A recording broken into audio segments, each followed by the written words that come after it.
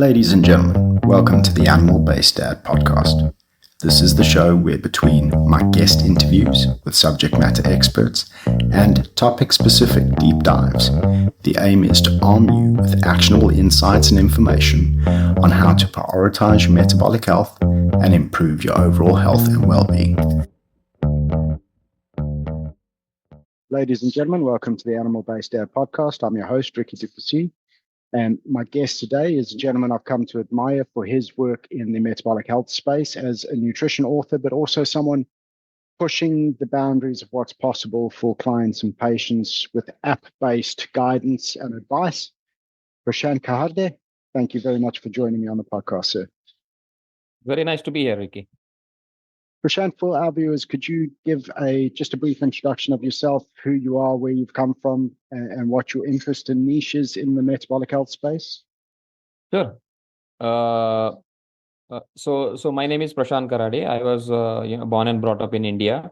After I finished my graduation from IIT Bombay, I was lucky enough to get a scholarship. So I actually went to the US and I have stayed so I did my master's. After that, I worked in the Silicon Valley for about 6 years. So, total, I stayed about 8 years in the US. It was a fantastic, experience for me. Then I came back, to India in 2003 and have been based in this city called Pune. So, which is, basically 175 kilometers southeast of Mumbai. It's about a three and a half hour drive from there. So, essentially, I have been a techie all my life. Okay, so I mean, in many ways, I have no business being in the metabolic health business, actually. But this my fascination with all things medical actually started, long time ago. When I was a 12-year-old kid. Okay, so a friend of mine who was 15 years old, 3 years elder than me at that time, he was diagnosed with ALL, acute lymphocytic leukemia, and he died within 45 days of his diagnosis. That's rough. I know that was, horribly, traumatic period in my life. Um, within a few weeks, the first, week I was just trying to, figure out, how the hell did this happen? I mean, what just happened and how did it happen? Within about a month, that kind of question morphed, how do I know that I don't have ALL at this point in time? And then, in a few weeks, I was actually convinced that I had ALL and I am going to die in the next 45 days. So, that was a, very, very, traumatic, experience in my life. Especially at that age. I know. And the kind of relationship that I had with my parents, I mean, it's not a bad relationship, but we never used to talk openly about, things like this. Okay, so I actually was not able to tell this to anybody, and eventually I came out of this myself alone. Okay. Miraculously, I mean, I was able to do that, as a 12-year-old kid. But that is where this fascination with all things medical started. Okay, so we used to get this magazine called the Reader's Digest. I'm sure. So I used to read that, and whenever we used to get this, new edition, the first thing that I would do is I would try to see if there is any article on cancer in that particular edition. Okay. So, that's how, I started reading up on cancer. I've read, multiple books, multiple papers. So, that's kind of like the background. I mean, my focus primarily was, just trying to understand, cancer.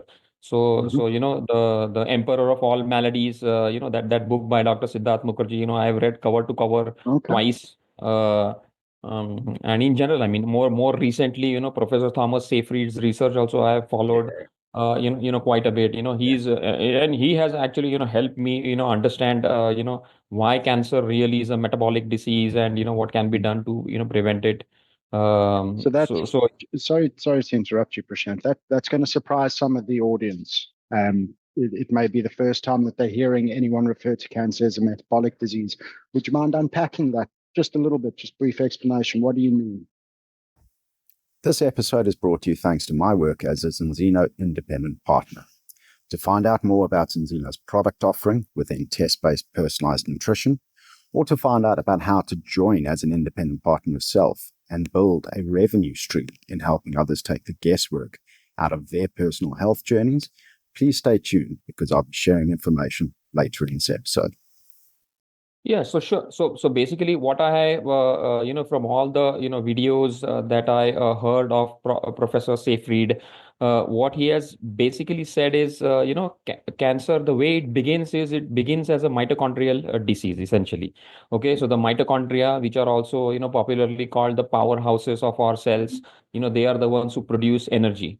Okay, at some point in time, something starts, when the metabolic health, is not right, not there, there is a deficit in the energy that these mitochondria produce, essentially. Okay, and then what the cells do, to make up for that deficit in energy, is they'll start, taking in, a lot more glucose, from the blood, and then they will run that first part of this entire process, which is called glycolysis, where they will break down glucose. Okay, so that can be done without oxygen, and it generates only 2 ATP, as compared to 36 or something from the Krebs cycle, which is done inside the mitochondria. So, but there is nothing stopping the cells from pulling in 10 times the amount of glucose that normal cells do. So, that's kind of, and eventually this difference between the energy that the cells need and the energy that the mitochondria can produce, keeps increasing. And that's kind of like, so in that sense, it is definitely a metabolic disease. um of course, I mean, if you look at the progression of cancer, from these are the very early stages. I mean, what I just described. Okay, eventually, when you get to metastatic cancer, which is stage 4, the cells actually break off, from their original site. They traverse through all kinds of the immune system, and they make a house, or they go and lodge themselves in completely some other part of the body. For that, your immune system has to be compromised. Otherwise, there are lots of checkpoints in between where they can get intercepted and stuff like that.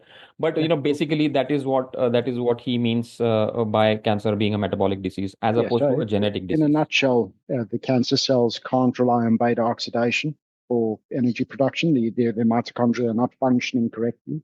So they have to rely Correct. on fermentation. And there's two fuel Correct. sources that they use for fermentation. It's glucose and glutamine, because they can ferment that in the Absolutely. absence of oxygen. And yeah, so cancer cells are, Absolutely. they how would you say it? They have almost like a super appetite, because the amount of glucose and the amount of glutamine they draw in is exponentially higher than that of a healthy cell. But Absolutely.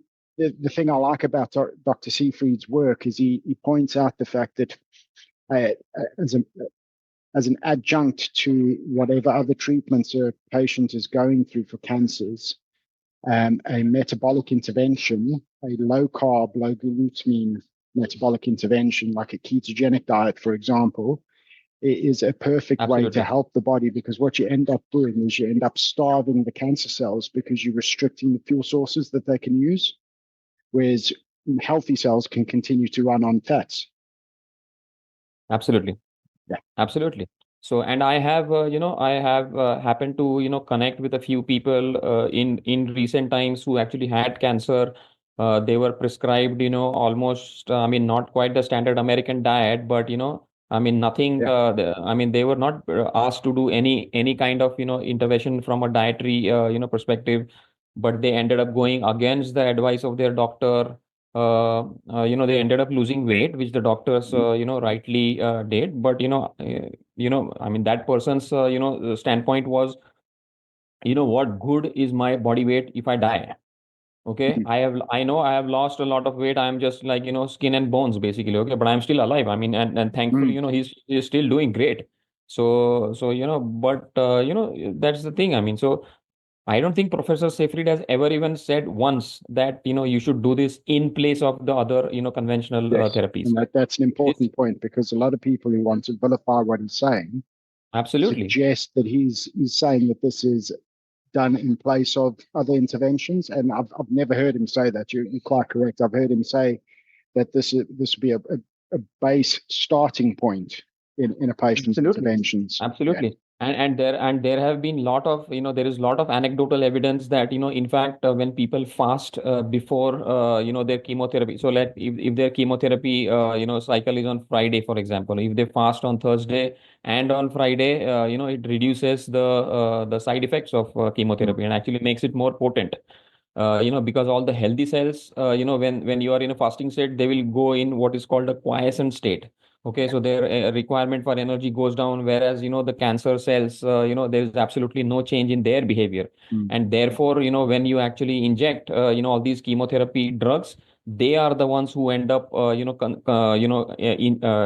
ingesting most of these chemotherapy drugs, which actually makes them, more potent. Okay. So it Yeah, increases the efficacy. yeah, absolutely. So it increases the efficacy, also reduces the side effects. So I mean, yeah, definitely. I mean, this is Yeah. something that should definitely be done. Yeah. Unfortunate that it is not done. 100%.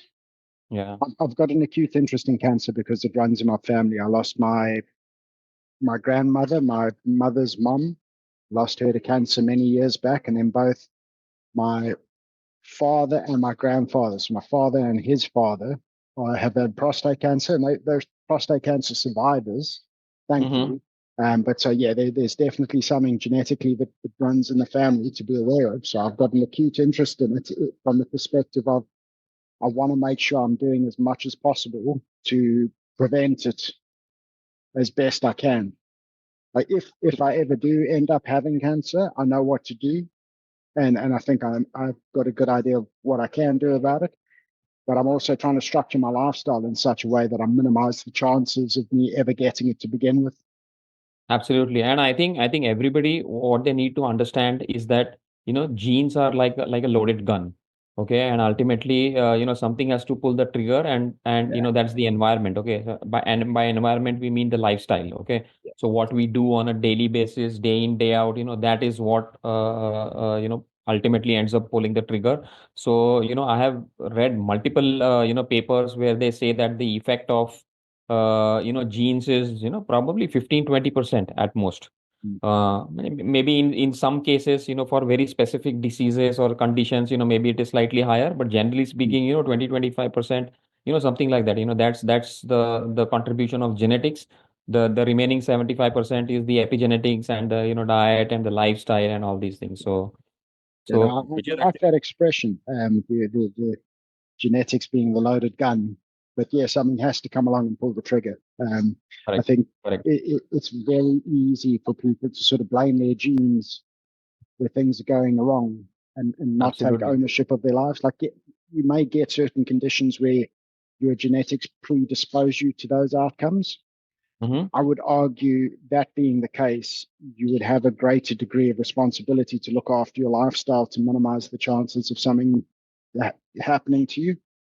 So for Absolutely. Absolutely. myself, I Yeah. know that prostate cancer runs in the family. Genetically speaking, I think it's a reasonable assumption. I've not been tested, but Mm-hmm. it's a reasonable assumption. My grandfather's had it, my father's had it. Reasonable assumption. There's a high chance that genetically I'm predisposed to it. But I've got a family, I've got young kids. I owe it to myself as well. I'm going to make sure that I structure my lifestyle in such a way that I'm not unnecessarily exposing myself to triggers. Absolutely. So yeah, Absolutely. Just one point to add on that note, the way these guys have come to these conclusion that, genetics plays at most, 20-25% role is by studying a cohort of twins, identical okay, twins. yeah, Okay, so that makes perfect sense. I mean, so here are two people who have the exact same genes. Okay, and yet, mm, like I have seen some of those photos. I mean, it's mind-boggling.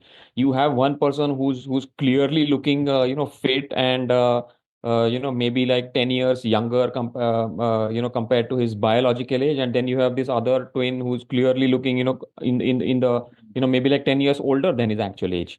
yeah. So, that clearly tells you, even with the exact same set of genes, you can have very, very different outcomes, Oh yeah, um, and which is very empowering as far as I am concerned. Okay, so yeah, and steps, that's actually a yeah, very good aspect. That's a good angle, good way to think about it. Because what it means is you can do something about it.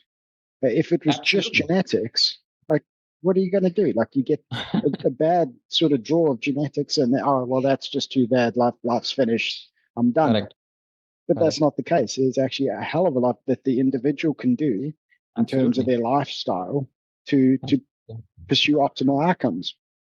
Absolutely. So yeah, I mean, it is very, very empowering for me, and that is the exact my takeaway was that great. I mean, if genetics plays only 20-25% role, I have a lot in my control. That is exactly what it means, Yeah, I and like that. that is exactly what people should take away from that. That we if we take control of our life, we can turn things around for sure. Mm. Uh, No, I definitely. like that. Okay, so Yeah. you've obviously got an acute interest in cancer, but you've gone on to write a book about nutrition. So talk us through how that came about, because that's not something many people choose to do. Yeah, I know. Yeah, so this latest interest in metabolic health. So I kind of had this acute interest in cancer. I kept reading about it, but these recent things that happened was it kind of started with COVID. Okay, so I got Okay, I mean, not fairly bad. I mean, in hindsight, I think my the treatment was a lot worse than the disease. Okay, but I had a fairly bad episode of COVID, and things were kind of going okay. Looked like I was recovering, but on the sixth or seventh day, I think, okay, I started getting higher fever more frequently. So then, as per the existing protocol, I went ahead and did my lung scan. Okay, and then they found that the CT score was like 13 out of 25. Okay, so mm, they found some patches in all five lobes. Okay, so then the doctor said, I mean, you look okay, you don't have any comorbidities. I mean, you can stay at home if you want, but if you can find yourself a bed in some hospital, I mean, maybe you should consider it. Okay, so that's what she said, and those were tough times. I mean, Delta wave was mm, fairly bad. There had been three deaths, in my the apartment complex where I stay.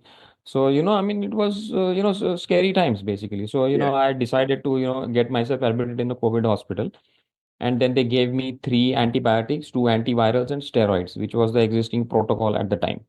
Okay, and which is why I said that looks like the treatment was probably a lot worse than the disease itself. Okay, I am somebody who doesn't like to take any kind of drugs. Okay, so if you ask me, before this COVID thing happened, I came back to India in March 2003. Okay, so from 2003 till March 2021. Okay, it's like in 18 years, okay, I would have probably taken antibiotics maybe 5-6 times at max. yeah, Okay, okay, and nothing else. Okay, so no painkillers, no nothing. I mean, I never mm, ever take any medicines. Okay, so these medicines that they just bombarded me with all these medicines. Okay, and my body just couldn't handle it. yeah. The Okay. body doesn't like that. Yeah, I actually, I mentally, I received those medicines very positively, but on the fourth day, my body just gave up. Okay, so I had dizziness. I couldn't even walk a few steps to go to the bathroom. It was really bad. Okay, and the other thing that these steroids did was, they just sent my blood glucose through the roof. Okay, so the protocol, in the hospital was that they would come to our rooms, they would test our blood glucose, and depending upon what the reading was, they would administer the appropriate amounts of insulin and then give us food. okay. Okay, so so first couple of days, I don't think I paid any attention to that. Okay, because I mean this sugar thing was not even there in my mind, and at the time I didn't know that steroids can lead to send your blood glucose through the Yeah, roof. I wasn't aware of that. That's interesting. Yeah. Then on the third day, from the micro expression on her face, I thought, maybe it is a slightly, higher reading. So I asked her, how much is it? She said 225. Okay. And then on the on then 250, 300, 350 on the seventh day, just before I got discharged, I with my own eyes, I saw a reading of 425 on that glucometer. Oh, So and then to but in spite of all this, okay, so those guys knew. Okay, now when I look at all these things in hindsight, they knew that my many people respond in this way because I am what they call a steroid responder. mm, Okay, okay. so where your blood glucose will just go through the roof when you are Mm, administered steroids. In Okay. spite of all that, my discharge instructions, okay, I specific because I was worried about this. 425 is something I had never even, imagined that I would ever, Yeah. see that reading for myself. So I asked the doctor, what are my discharge instructions? He said, nothing, just maintain hydration and get yourself checked after 2 weeks to make sure that your blood sugar has come back down. Okay. Okay, so I just did. So I mean, they've whatever. stopped the steroid treatments at this point. No, so actually, No? we had started tapering. So those Okay. they gave me certain set dosage of steroids while in the hospital, and then when I was sent home, they said that now we'll start tapering down, and then eventually after 3 weeks is when 3 or 4 weeks you'll completely stop taking the steroids essentially. So I was Okay. still on steroids. Okay. Okay. And so then when I got myself tested after 2 weeks, the girl who actually took my blood sample in the morning, she called me at like 5:30 in the evening or something with and her voice was trembling actually. She said, "Sir, your fasting glucose is 300. Your PP, that is two hour postprandial, is 2 hours after a meal, is 596." And my HbA1c was 11.7. Wow. So those were the crazy numbers Those that are I bad got. numbers. Yeah. Oh my Mm. God, I mean they're like absolutely off the charts. So it was kind of like a slap in the face. Okay, so then of course I had to start taking, and funny thing is when I came home I used to feel this tingling sensation in my spine. Okay, Mm. and that tingling sensation used to like in waves. It used to go from bottom to the top, come back. So like crazy things were happening to me for almost like 1.5 months after I came back home from the hospital. So one day when I like 3 4 days or something after I came back home, I thought maybe my blood pressure is also not off the charts. So when I measured it, I saw a reading of 185 over 125. How are you still So alive at this point? yeah, crazy numbers. So and of course, you see now that I understand the underlying science, if your blood sugar is off the charts, of course it's gonna send your blood pressure also off the charts. It makes perfect sense. So I got started on hypoglycemics, which are essentially medicines that reduce your blood sugar. I also started antihypertensives, which means medications that reduce your blood pressure. So these numbers started coming in control. Okay, so like my HbA1c essentially it dropped from 11 dropped by 2 points every month essentially. Okay. Okay, so like from 11.7 it went to 9.7, 7.7, and I was back to 5.7 in about 3 months. Okay, and then beyond that point I was also able to taper these medicines a little bit. Mm. But then I thought, yeah, this I will be able to, continue to taper, and then maybe I'll be eventually, completely off these medicines in maybe 3 to 6 months. That did not happen. Okay, I waited patiently for 6 months, 9 months. I think probably for an year. Okay, then and then so then I thought, maybe I should just stop my blood pressure medication and see what happens. Okay, does it I mean stay Mm. there, or it just starts shooting up again? And of course I was monitoring myself properly for a couple of days. I think it was okay, but then on the third day it again started shooting up. Okay, so within 5 days I again started seeing readings of like 160 or 165 over 115, 120, something like that. 160 over 120 roughly. Mm. Okay, so then I thought, I can't do this, randomly. I have to continue to take these medicines. But then I started doing research on, ways to reduce blood pressure naturally. That was the Mhm. exact keyword, phrase that I used and, punched into Google. Yeah. Okay, and then I continued to do these searches on I think the 14th day or so. Okay, YouTube sent me a recommendation of this very famous video by created by Dr. Eric Berg, which says Okay. what happens if you stop sugar for 14 days. Okay, I saw that video and I'm telling you, Ricky, I had just goosebumps all my body. I just knew that this is exactly what I need to do. Okay, so then that was like a Friday or something. Okay, then over the weekend I saw almost like 20 25 videos of his. Okay, and then trying to understand what Mm. exactly he was trying to tell me, what exactly it means. Uh, and then initially when he said that from the title sugar means sugar, right? But I think all viewers of this podcast need to understand that any kind of refined carbs means wheat and rice is also sugar. Yes. Okay, something that tastes it doesn't taste sweet, like for example those Monaco biscuits. I don't know whether you get them in the UK or not. I Okay, so don't they are think like so. No. circular, so they are circular in shape. Mhm. Okay, but they are salty. They are salty, Okay. salty Yeah, crackers. we get similar Yeah. ones here. Yeah. Yeah. So salty crackers. Okay. So Yeah. it is very confusing. So I have told a lot of people, see, this thing is actually salty to taste, and yet it will lead to a huge blood glucose spike. Yes. People find that almost impossible to believe. Yeah, that was a revelation for me as well when I first went down the low carb rabbit hole. Is learning the fact that all carbohydrates, not just sugars, cause your blood sugar to spike. Correct. Correct. So then I understood, what he was trying to tell me. And on 1st December 2022, I gave up sugar, wheat, and rice. Okay. Okay. So in my case, just to give you a little bit of background about my diet, and so I am primarily a vegetarian. Okay. So Mhm. maybe I am kind of not the best person to have on the animal based diet. No, it's all good. Yeah, so I'm primarily vegetarian, that's how I grew up. But I do eat, I do eat eggs, chicken, fish, Mhm. I like fish, especially if it's fresh. Um and in general, I mean, I'm totally, on board with the philosophy, that, an animal-based diet is actually a very healthy diet. Yes. Okay, it's just that, my body doesn't agree. If I eat too much meat, I get blisters all over my body, which are very itchy. So, I have to kind of like in these last 6 months, maybe year, I have figured out, what is the threshold.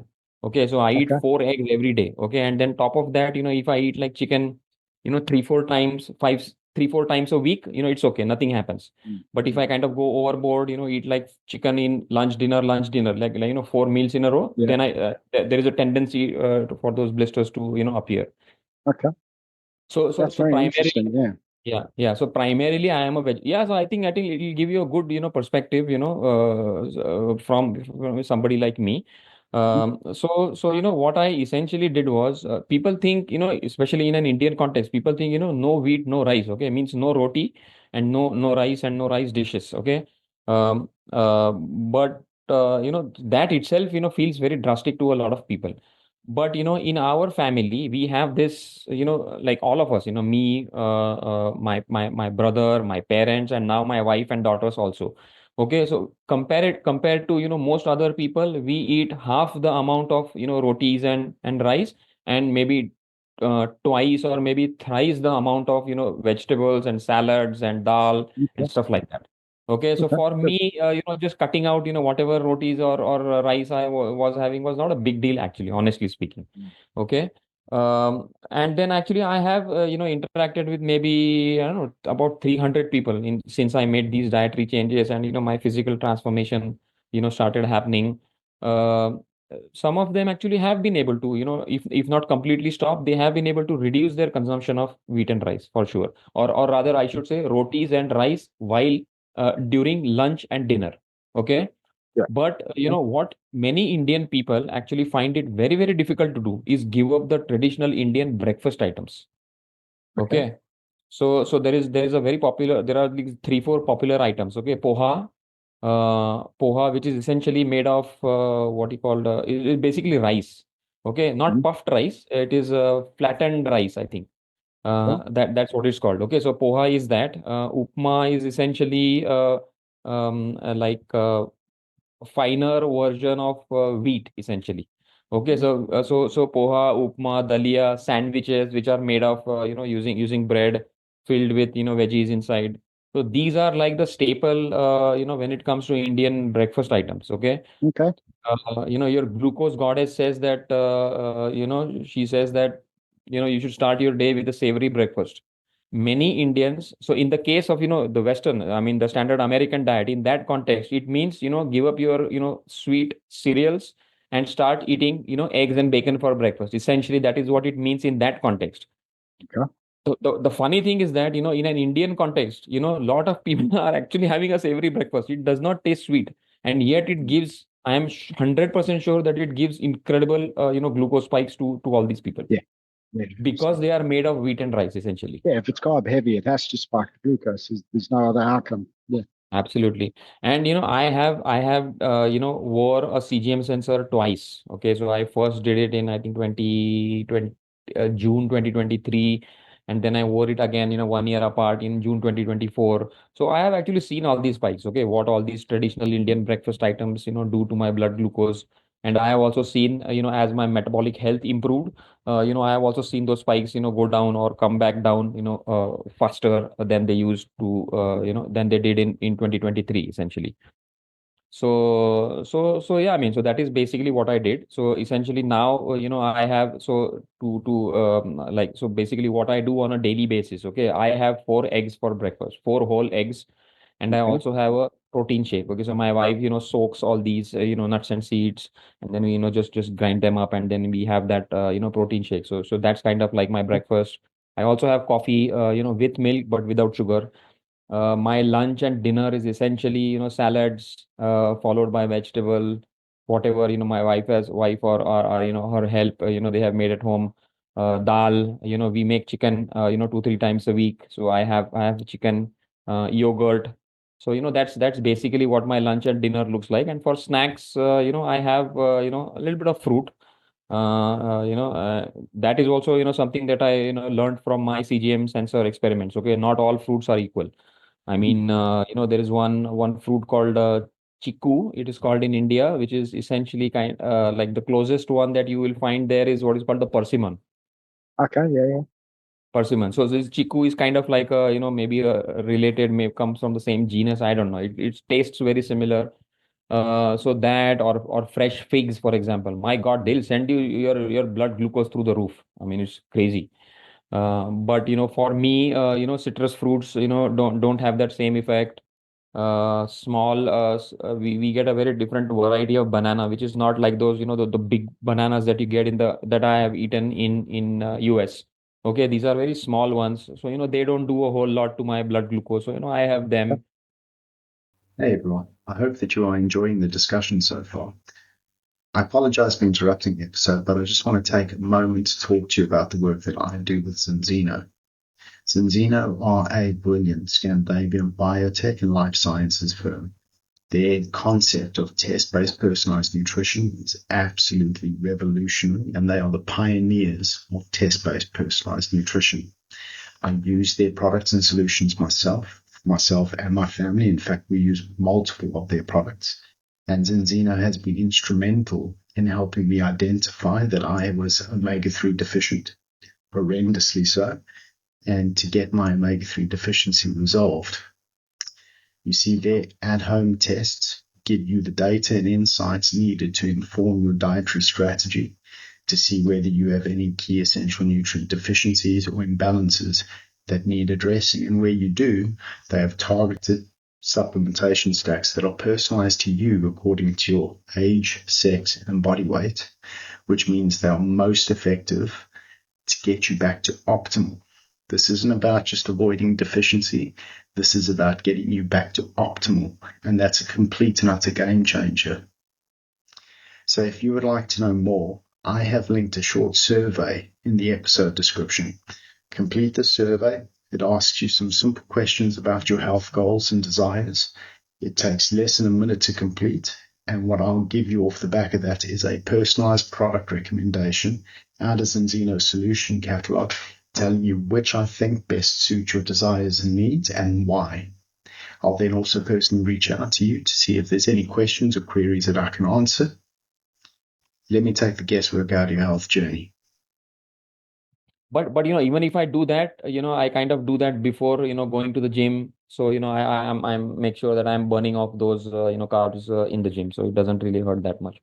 So, that's kind of basically what my diet is, and I have got absolutely miraculous results. And Wow. so people started asking me about it, and then they said, you write so well, why don't you put something down on paper? So that's kind of that book question that you asked me. Mm-hmm. It actually started out as a 8-page PDF document. Okay. And then I shared it in a bunch of WhatsApp groups, and then the people started asking me questions, and then 8 page turned into 20, and then 20 turned into 40, 50 or something by the version 3. So then I thought, maybe it kind of makes sense, to so then I actually thought that I will convert it into a full length book. Uh, Yeah. because when you try to write a book, you have written a book, Ricky. I mean, it requires a very different kind of a approach. You really need to work hard on figuring out what the structure of the book is, and so on and so forth. So as part of writing that, is I figured out this 15-step approach. So that is what the Nice. title of the book, My Health, My Responsibility, a systematic 15-step approach to take control of your health. Nice. Okay. and those I arrange those 15 steps from most impactful to least impactful. Okay. Okay, following this principle called the big rocks time management principle. Okay, so Hmm. the first seven of those 15 are what are called big rocks. That is the most impactful. The next Yeah. five are pebbles, and the last three are sand, essentially. Okay. And the reference, I mean the scientific. So I have actually mentioned that in the book. So I refer to this scientific paper, which actually they did research, and their aim was to actually associate, or rather attribute, lifestyle factors to all cause mortality. Okay. Yeah. Okay, and the top three were smoking, bad diet, and lack of exercise, or rather movement, not enough Yeah. natural Yeah. movement, plus lack of exercise, basically. So those Mhm. three are essentially the big ones. I mean, if you can do something about those three, then you would have reduced your risk drastically. That's very, very good. Um, so you've published your book, but then you've also gone on to develop an app. Yeah. Can you talk to us about the app a little bit? Sure. So before that, there is one step in between. Okay, so Okay. I used to work for this Mumbai-based startup, till November 2023. Okay, but then I quit that company, and I was kind of figuring out what to do next. Okay, and in the meantime, I had already started interacting with this doctor friend of mine. Okay, so she, by the name of Dr. Rashmi. Her elder brother and me, we have been friends since our college days. Okay, since Mhm. 1989. So, I have, known Rashmi since 1989, pretty much, when Yeah. when she was just an 8-year-old girl. Okay, so today she's a, ophthalmologist, and her interest in this metabolic health comes from the fact that she sees a lot of patients who have all kinds of issues in their eyes, and of course you know what the origin of that is. Again, if you have uncontrolled diabetes, or in general, I mean, insulin resistance, then it can affect all organs, and all it causes damage to the blood vessels, and the smallest blood vessels are in the eyes and kidneys, and that is why you have retinopathy, or nephropathy, Yeah. diabetic, Yeah. so It's very common that as well. Yeah. yeah, very common. People lose an eye. I mean, a lot of people lose an eye because of diabetes. I mean, I don't know how many people know that, but so that's where her interest was from, and she was fascinated by some of these changes that I had made and the results that I had got. So then we kind of teamed up, and then we started this company called Claris Health. Okay, and then we Okay. actually acquired a bunch of clients. So together we coached them for we had about a dozen clients. We coached them over a period of 3 to 6 months. While coaching them, I realized two things. One was that I don't have the patience to coach these people, especially when they don't follow my instructions. Okay, so I mean, it's just I mean, either you That's have why I the do a temperament. podcast and write books. I don't coach. Yeah, I know. So I don't necessarily, I don't think I have that temperament. The other thing is, my hunger, to help people is goes much beyond, these a few dozen or few hundred people. I mean, if I can, like for example, for this one step, the target that we have set ourselves is to make a positive impact in the lives of 1 million people by the end of 2027. Okay, so Nice. 3 years Okay. from now. So we Yeah. have Yeah. just got started. So I mean, if I do that, then I will feel like I have really done something. Okay, Yeah. so so that the personal preference, that hunger for making that impact, that is much bigger. So that is the second point. The third point is what I realized is, like Ricky, you have been able to make these dietary changes, and in your life. I have been able to do that in my life, but most people are not able to make these changes. Mhm. Okay, and even within our, those dozen clients that we had, there were three on one end of the spectrum who were able to follow, our instructions to the T, and then they got absolutely fantastic results. Okay, Mhm. and then there were like three on the other end of the spectrum, okay, who could not do anything, and then nothing. I mean, they got absolutely no results. I felt so bad. I mean, I've taken money from these people. I mean, of course, I did my best over those Yeah. 3 months. Okay, but ultimately they didn't get any results. I mean, I felt so bad because of that. Yeah. So But you can't control their adherence. You I can't know. force them to do the protocol. They have to willingly Yeah. choose to do it. Yeah, absolutely. So that's what I realized that, for most people, I mean, if you ask anybody, you just pick some random person off the street and ask him, would you like to improve your health? Okay. Who would say no to that question? Yeah. Okay. Everybody would say yes to that question. Yeah. And yet, when it actually comes to making some changes, very few people can actually make those changes and, make those changes on a consistent basis, day in, day out. Okay. Well, So that's and I when, think that's an important part is the fact that it's about lifestyle. It's yeah, not it's not a short term. Many people view dieting as a short term objective to achieve a temporary goal, and then they can go back to how things were before. And that's why they yo-yo up and down, up and down. For absolutely. optimal health outcomes, you're talking about lifestyle change. It takes longer to implement, takes Absolutely. discipline and commitment to get right, but it Absolutely. sets you up for success over the long term. Absolutely. So that's when I went through this entire thought process, and at one point in time, I said to myself, that for the purpose of the book, okay, it makes sense to actually, I mean, what I did, I'm still, like the way that book has come out, okay, Mm. presenting those steps from most impactful to least impactful.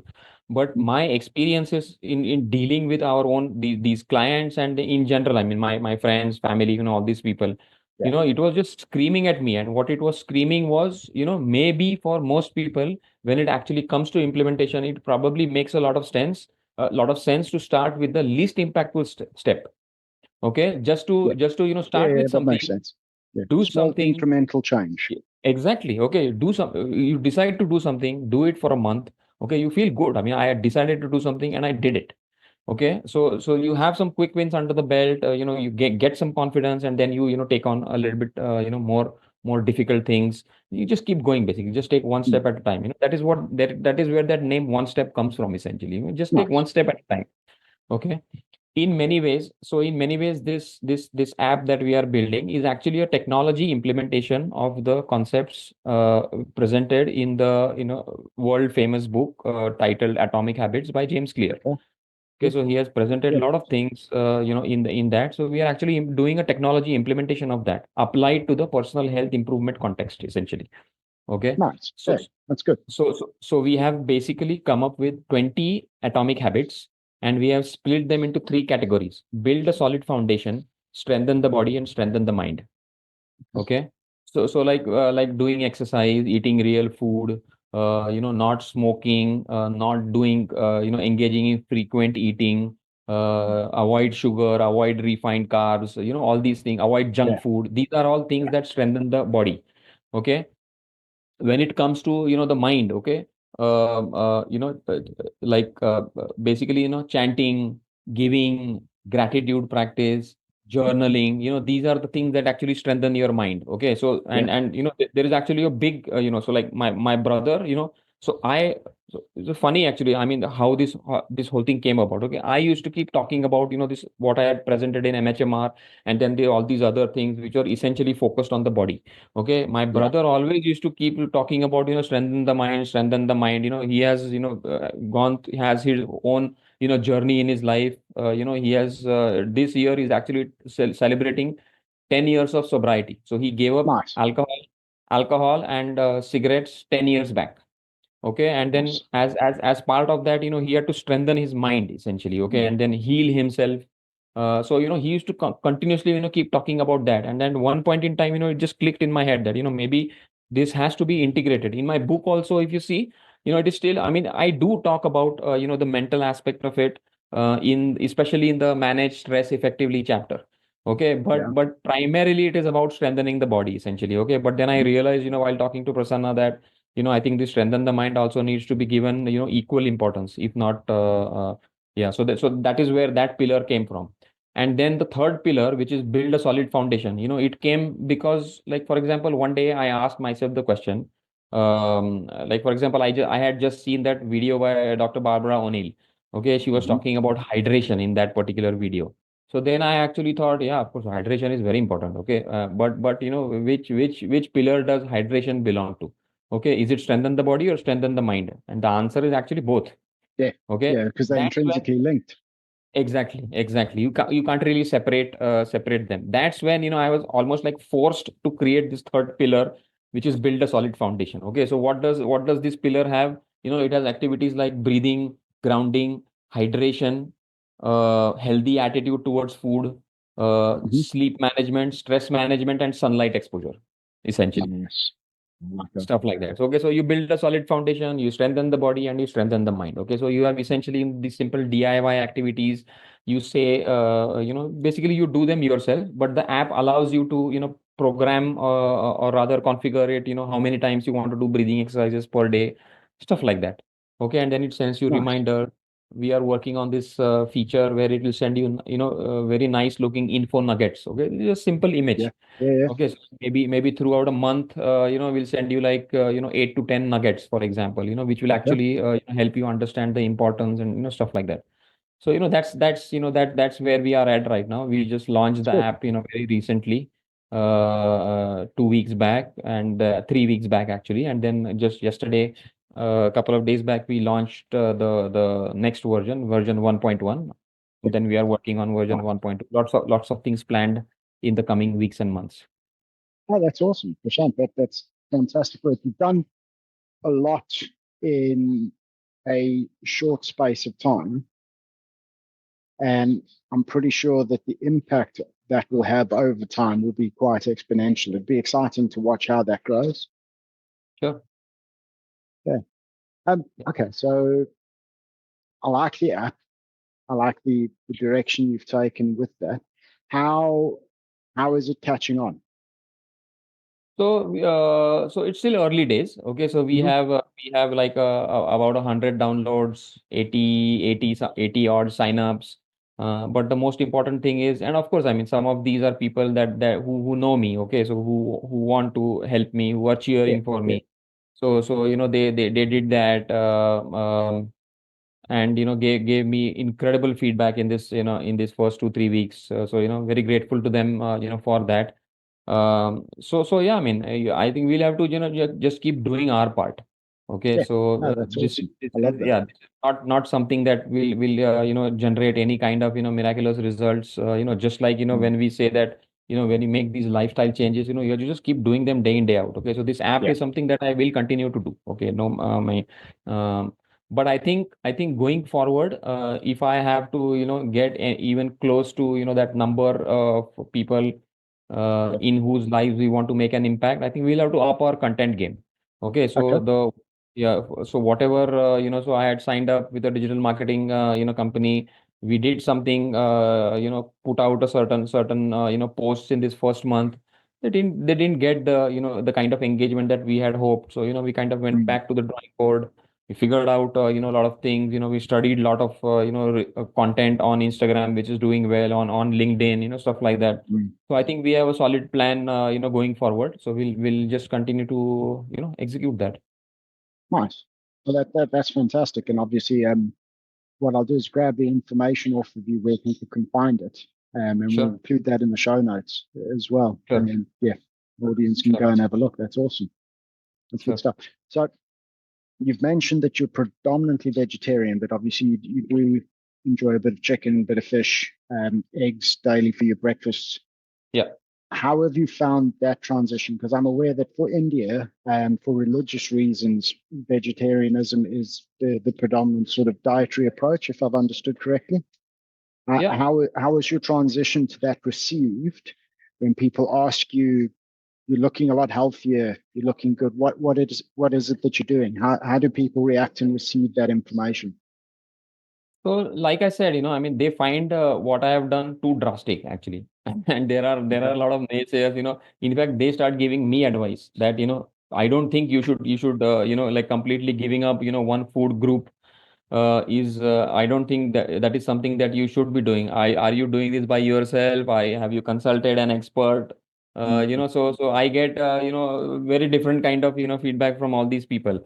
But I make it a point to tell them that I don't eat sugar, wheat, and rice. Okay, and yet there has been a time I used some apps to actually track my diet. You know how many carbs I consume on a daily basis, even without consuming sugar, wheat, and rice. Okay, it is in the neighbor, like somewhere between 100 to 125 carbs, grams of carbs a day. Yeah. Most plant products are predominantly carbohydrates, so that makes Of sense. course, of Yeah. course. So I eat salads, I eat vegetables, I eat these beans and legumes. Okay, in India, I mean, a lot of people that these people I have talked to. Okay, to them beans means proteins. Okay, I said Yeah, they don't not realize it's a high really. carbohydrate content. Not really. I mean, if you go, if you just look up the nutrition facts for any bean, okay, you will find that if they have like 22 grams of protein per 100 grams, they will have at least twice that, or sometimes three times those many carbs. What Yeah. are you talking about? I have not given up carbs as a food group. I mean, you're Yeah. joking. But So I mean, when it comes to eat me, I might get on average probably less than 15 grams of 15? carbs a day. Yeah, 15. Yeah. Oh wow. I That's eat tough. just predominant. My diet, 90% adherence. My diet is strict carnivore. I Hmm. do enjoy. I'll add if I'm going to add some plant groups. For example, I'll have steak with butter, and then I might put a bit of avocado on top of that, which is Hmm. predominantly fat but very low in carbs. So as far as carbohydrate goes, my general intake is extremely low. Yeah, but yeah, I mean, so it is very difficult for so like I mean, some of these people that I know who gave me all this brilliant advice, they must be consuming anywhere from 200, even as many as 300 grams of carbs every single day. And So that's pretty common. I mean, even yeah, here in the it's West, quite common. it's very Yeah, yeah, common carbohydrate. I mean, the food of pyramid course. has taught us that that should be two-thirds of what you're consuming daily. Absolutely. And yeah, no, Absolutely. it's But madness. just to another add to something that you said in actually I mean India, although many people are purely vegetarian, the number of people who have started eating I mean people don't eat red meat, that is still not that common. I mean, of course, even that is on the rise.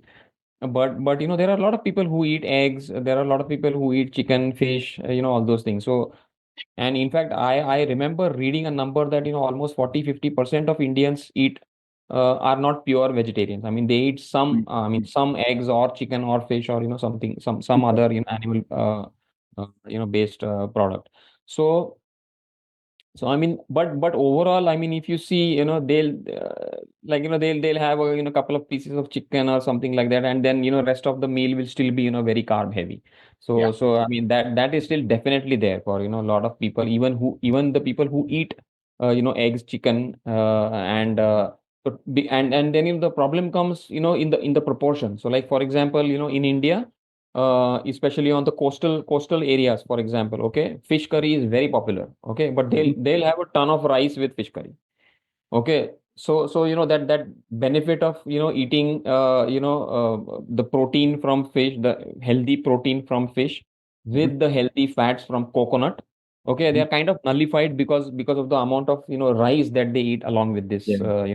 food item. So Just so drowning it out with the carbs. Yeah. I know. So rice is a staple, in the southern parts of India. I mean, you won't believe the quantity of rice that people eat. I mean, it just I mean, just sends shivers down my spine sometimes when I see people eating that much rice. Yeah. Similarly, in the northern parts of India, they just can't live without the parathas.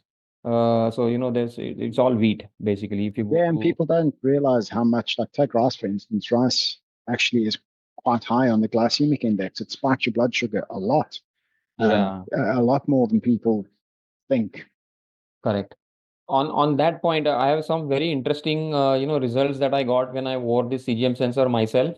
And Hmm. actually, once I got some tremendous insights, I also bought CGM sensors for almost like 20, 15, maybe 20 friends of mine. And Okay. so I used to have this, X membership from Ultra Human, and I used to get those sensors at, half the price. So I kind of bought them and, gave it to them because I was interested in their data.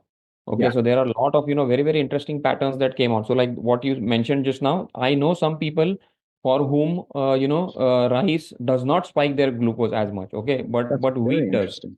Yeah, but Mm. wheat does. I mean, wheat will just Yeah. send their blood glucose into the stratosphere in no time. Okay, but Yeah. rice doesn't do that. By the same token, I also found some cases where wheat used to send their blood glucose through the roof, but those millets they would not do that. Okay, so the Okay. jowar and bajra and ragi and some of these so they have been consuming these millets since they were kids. So different. So it was very interesting. I mean, some of the things Yeah. that came Yeah. out, That is. we think that some of these rules apply equally to everybody, and that is absolutely not the case. Okay, so it is Point. absolutely a function of the and I think the gut microbiome plays a very, very big Yeah. role here, and some of your personal preferences, or rather what you have been doing since your childhood days. I Yeah. think that matters. I mean, eventually body will figure out how to deal with some of these different sources of carbs. So yeah, very interesting data came out. I have actually mentioned some of those in the book as well. Uh, Nice. but a lot of these results I got after I actually compiled that book. But yeah, I mean, ultimately it comes down to personalization. I mean, people, you will find people, telling you all kinds of tips and tricks, and Mm. the implicit assumption is that these tips and tricks apply equally to everybody. But that is Yeah. that is Yeah. absolutely That's a not the very, case. very valid point. Yeah. I So think, and Prashant the is. other, and just, Sorry. just if I may, and one other content gap that I see is, people, on especially on the social media platforms, they'll just bombard you with all these different tips and tricks. Okay, but there is very little talk about whatever it is that you decide to do. You have to do it consistently. Yeah. It Okay, I has to think be lifestyle. Yeah. yeah, I think that is a big content gap, and then people just say, okay, somebody makes a recipe for a juice, and then somebody else makes a recipe for something else. It doesn't really matter. I mean, whatever you decide to do, you have to do it consistently, right? Otherwise, you Yeah. won't get any results. I mean, that really needs to, emphasized and underlined. I mean, so that is Mhm. the key. Yeah. There's a saying I like. It goes, the key to success is consistency, not perfection. Absolutely, Yeah. absolutely. That's good. So, Prashant, is there a second book in the waiting then? It sounds like, because you're talking about how you're continuing to get data and continuing to pay attention to things. It sounds like you're building up a good case for a second book. Uh, uh, I see where you're, I mean, what you're trying to say. But I think, getting this app and the traction for this app that we have developed, we have done a lot of investment. I mean, Mm. my technology development partner company, has invested a lot in this, app building. I Yeah. have given, 1 year of my life to this. Yeah. So, and ultimately, we have to, do whatever it takes to, get engagement on this. So although I definitely do see that, a lot of material, I have already collected, maybe not enough to, fill an entire book right now, but yeah, I'll continue to keep, taking good notes, and at the right time, maybe like a year from now, maybe I'll put it together into another book. But right now the focus is definitely on, just getting more engagement for the one step app. Oh, that's brilliant, and I wish you every success with that. Thank you. So, Prashant, thank you very much for your time. We could carry on chatting for hours, I'm sure, and I very much enjoy having you back on the podcast in the future. The one thing I like to ask my guests as we end off is if there's one takeaway that you want the audience to really hold on to and to resonate with, what would that be for you? Given you've made it this far into the episode, I can only assume that human metabolic health is a subject you find fascinating and engaging, and it resonates with you. And that's absolutely awesome because we're very much alike in that regard. And because of that, I want to take a moment to talk to you about potentially becoming a Zinzino independent partner in the same way that I have. You see, Zinzino have tremendous opportunities available for independent partners, meaning people who decide that they don't just want to be a customer, but instead want to use the concept of test-based personalized nutrition to benefit their own health, to take the guesswork out of their own health journeys in the same way that I have, but then to build that user story to build that testimony of the difference that that's made in our health journeys, and use that to market Zinzino's product, to market the concept of test-based personalized nutrition in the exact way that I'm busy doing right now, and bring on board other customers and other partners to grow the distribution network. And in doing so, you get handsomely rewarded through their compensation scheme, which is one of the best that I've seen in the industry.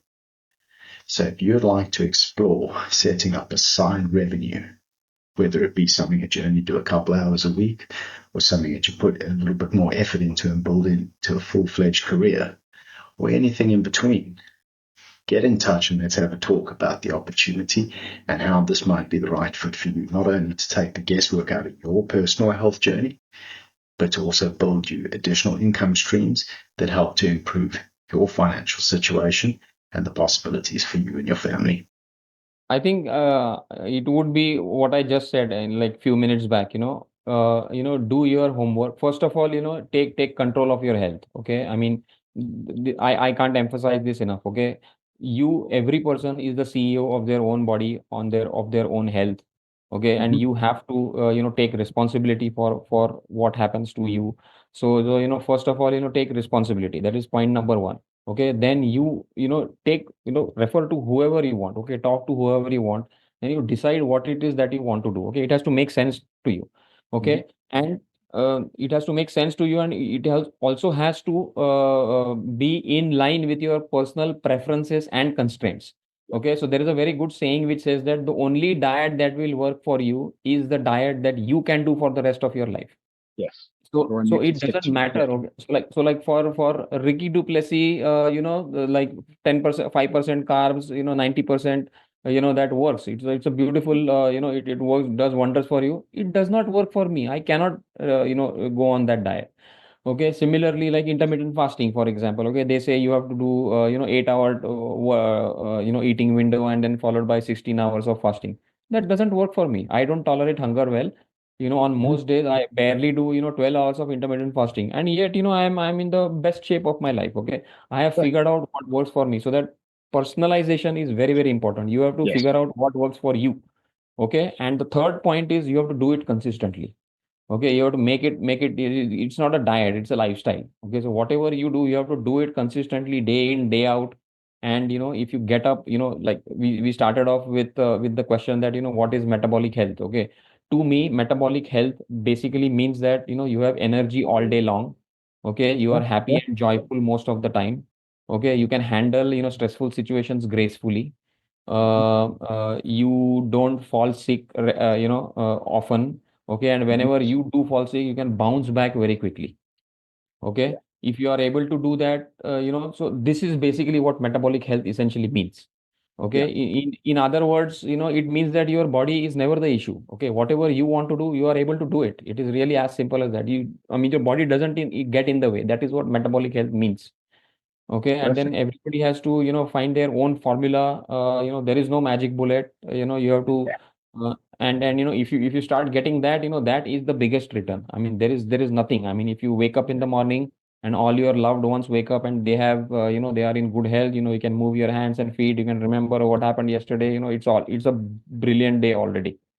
I agree. That's what I would leave this podcast with. That's awesome, Prashant. So just to paraphrase then, no one's coming to rescue you. Seize agency over your own health. Absolutely. Find what works for you and what you can stick to, and then turn it into lifestyle. Absolutely. Yeah. Absolutely. Brilliant. Thank you very much for your time, sir. Much appreciated. Thank Enjoy you. the rest of your evening. Thank you. Thank you Thanks, very much. everyone. You are my first podcast. I loved it. Thank you. Ladies and gentlemen, thank you very much for watching the episode. I hope that you found the conversation meaningful and informative, and I hope that it has empowered you with some tools and insights that you can take to tweak and improve your own lifestyle approach in pursuit of optimal metabolic health outcomes. If you've enjoyed the episode, and if you're enjoying the podcast, I'd like you to do me the kindness of please subscribing to the channel, giving it a like, maybe even giving it a share. Help to raise awareness and get the podcast in front of as many viewers as possible, because it is my passion to try and help as many people as possible to understand more of the nuance around metabolic health and how to tweak their lifestyle in pursuit of optimal outcomes. Also, if you have any constructive feedback, things that you think I could improve on, any critiques, any criticisms, please do feed them back. I give you my solemn word that I will take them seriously, and I will, to the best of my ability, work to improve and to give you a more refined and more targeted product as a result of your feedback. So I will take it seriously, and I'll do what I can to improve the show. But again, thank you very much for watching. Keep thriving.